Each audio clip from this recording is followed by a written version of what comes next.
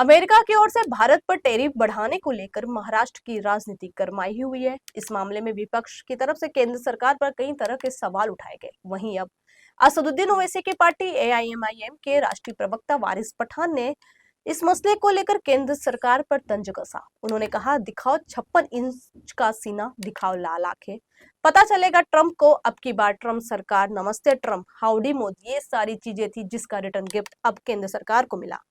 नेता वारिस पठान ने कहा, ट्रंप ने 50% टैरिफ लगा दिया और पीएम नरेंद्र मोदी खामोश बैठे हैं। इससे कितना नुकसान भारतीयों को होगा, ये आपने कभी सोचा है क्या? वहीं बीजेपी के वोट जिहाद के आरोपों पर वारिस पठान ने कहा, सबसे पहले तो इनको जिहाद का मतलब ही नहीं पता है। कभी लव जिहाद की बात करते, कभी हाउसिंग जिहाद की बात करते, कभी लैंड जिहाद की बात करेंगे, तो कभी वोट जिहाद की बात करते हैं।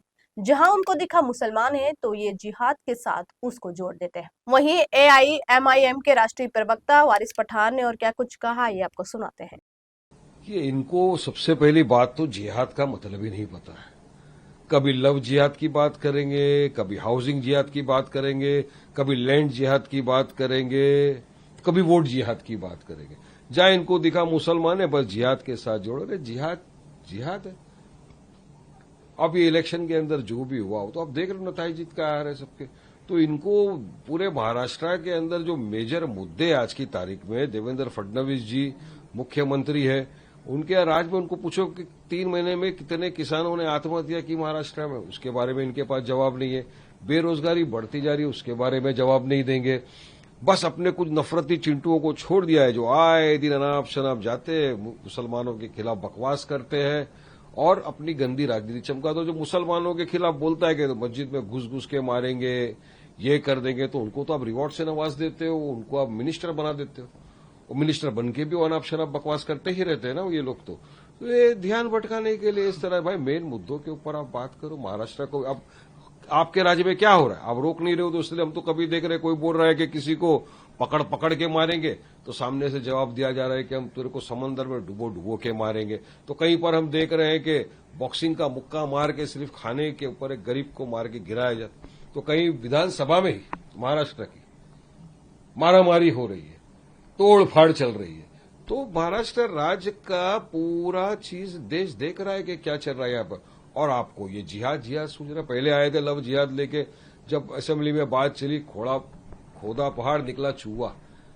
ऐसा कोई टर्म ही नहीं था लव जिहाद के नाम का भी। उस वक्त भी उनके ही मंत्री ने फ्लोर ऑफ द हाउस में खड़े रह के कहा कि कोई टर्म ही नहीं है लव जिहाद का। मगर बस इनको किसी भी तरह नफरत फैलाना है, ध्यान भटकाना है और पोलराइज करके अपनी गंदी राजनीति को चमकाना है।